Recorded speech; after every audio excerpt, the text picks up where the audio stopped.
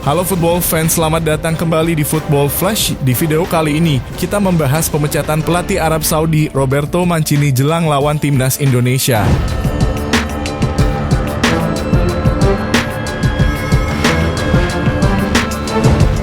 Fakta apa saja yang tersisa dari pemecatan Mancini? Benarkan timnas Indonesia jadi biang keladi dari pemecatan ini? Tapi, sebelum kita lanjut ke pembahasan di video ini, buat kamu yang belum subscribe channel ini, jangan lupa untuk klik tombol subscribe terlebih dahulu dan nyalakan notifikasinya agar gak ketinggalan informasi terupdate dan menarik seputar timnas Indonesia di channel ini. Sekarang lanjut kita bahas videonya ya football fans.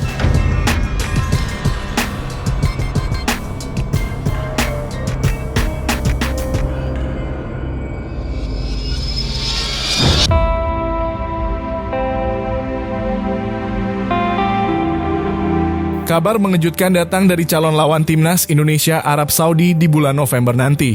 Federasi Sepak Bola Arab Saudi atau SAFF membuat keputusan yang cukup mengagetkan dengan memecat pelatih mereka Roberto Mancini.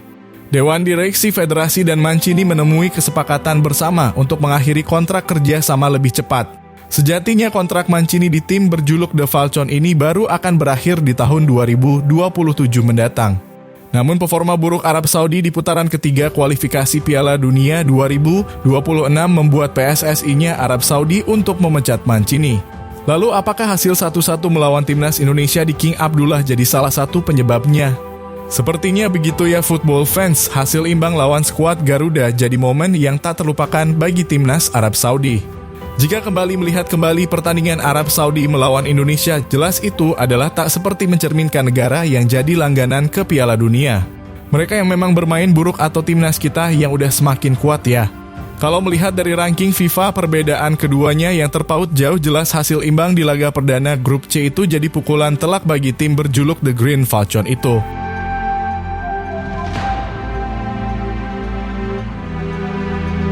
Hingga matchday keempat grup C, timnas Arab Saudi sejauh ini baru meraih 1 kemenangan dan 2 hasil imbang dan 1 kali menelan kekalahan. Alhasil, Salam Al-Dawsari dan kawan-kawan baru mengkoleksi 5 poin dan berada di peringkat ketiga klasemen grup C. Bahkan jika kita breakdown lagi, Arab Saudi baru bisa mencetak 3 gol dan kemasukan 4 gol.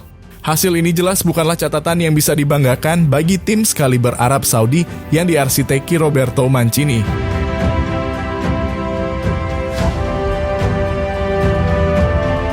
Rekor Roberto Mancini sebagai pelatih timnas Arab Saudi juga bisa dibilang tidak terlalu baik.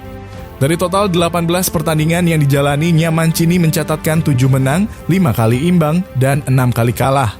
Sepanjang 18 pertandingan tadi, Arab Saudi mencetak 26 gol dan kemasukan 22 kali.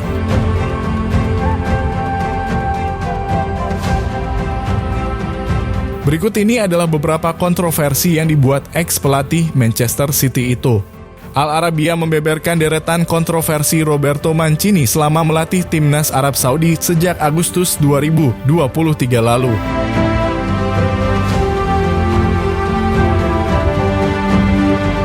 Pertama, Mancini mencoret Salman Al-Faraj yang merupakan kapten Arab Saudi dan Al-Hilal serta Sultan Al-Ghanam dan Nawaf Al-Akidi yang merupakan pemain Tama Al-Nasr.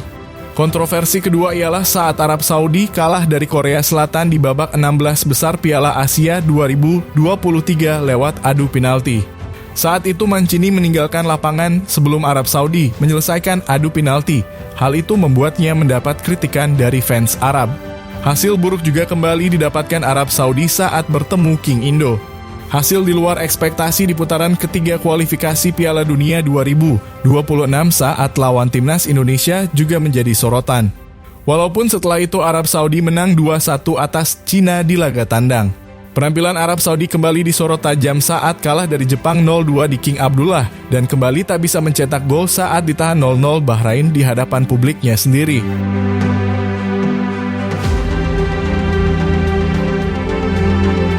Setelah berakhirnya kompetisi Piala Asia dan kembali ke kualifikasi terakhir untuk Piala Dunia 2026, tim nasional Saudi gagal meraih kemenangan hanya dalam 1 pertandingan dari 4 pertandingan, 3 di kandang sendiri, dengan 2 hasil imbang melawan Indonesia dan Bahrain serta 1 kekalahan dari Jepang. Dan Mancini sekali lagi menjadi sorotan, tulis Al Arabiya.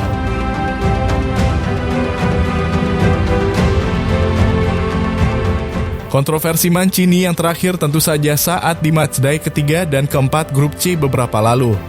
Di dua laga itu Mancini tidak menyertakan bek Al-Hilal, Ali Al-Bulaihi saat melawan Jepang dan Bahrain. Mancini beralasan tidak memanggil sang pemain lantaran level permainannya yang tengah menurun.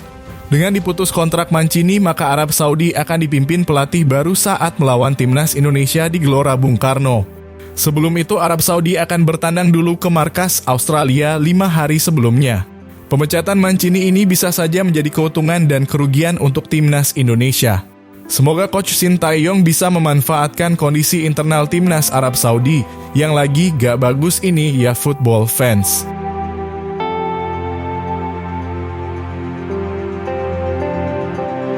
Fakta menarik lainnya tentu saja ini adalah korban ganti pelatih kedua dari lawan yang sudah dihadapi timnas Indonesia di grup C. Sebelumnya ada timnas Australia yang jadi korban keganasan King Indo.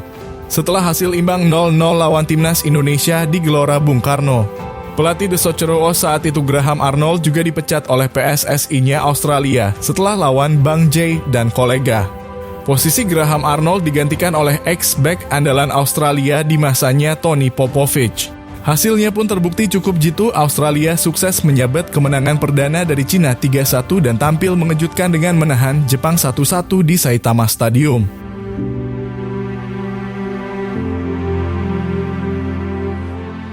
Sesuai dengan prediksi sebelum dimulai babak kualifikasi Piala Dunia putaran ketiga. Dari 3 grup yang ada, grup C ini memanglah grup neraka. Selain dihuni oleh negara-negara langganan Piala Dunia. Hanya di grup ini 2 juru taktik dari 2 negara sudah jadi korban keberingasan kontestan grup C. Bahkan juga ada yang memprediksi jika pelatih Shin Tae-yong akan jadi korban berikutnya setelah Graham Arnold dan Roberto Mancini. Masalahnya dengan eksodus pemain naturalisasi di skuad timnas Indonesia saat STY dianggap belum juga bisa menaikkan level permainan timnas Indonesia. Menarik ditunggu ya football fans persaingan para pelatih di grup C ini. Kalau menurut kamu gimana? Oke, sekarang kita beralih lagi ke Roberto Mancini ya. Guys, setelah dipecat Arab Saudi, kalau kamu keluar dari pekerjaanmu karena ngelakuin kesalahan, kira-kira bisa dapat pesangon kayak Mancini gak nih? Udah ada yang tahu gak guys pesangon yang didapat Mancini berapa setelah dipecat? SAFF harus merogoh kocek yang cukup dalam untuk memberi kompensasi kepada Mancini setelah mendepak pelatih asal Italia itu.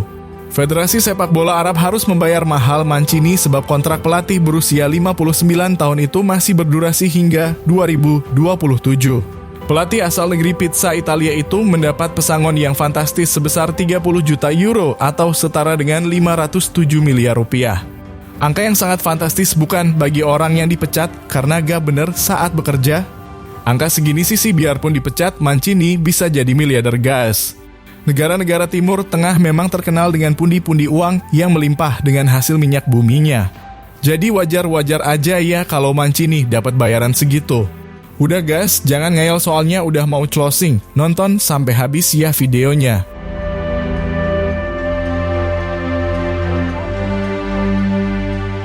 Nah, football fans, itu tadi adalah fakta-fakta menarik dari pemecatan Roberto Mancini dan gambaran mengenai keganasan yang terjadi di grup C. Kalau menurut kamu gimana nih nasib Shin Tae-yong di timnas Indonesia? Jadi korban penalti berikutnya apa jadi kembali berlanjut jadi sang pencetak sejarah di timnas Indonesia? Tulis pendapat kamu di kolom komen ya. Jangan lupa beri like dan share video ini supaya bisa terus berkembang.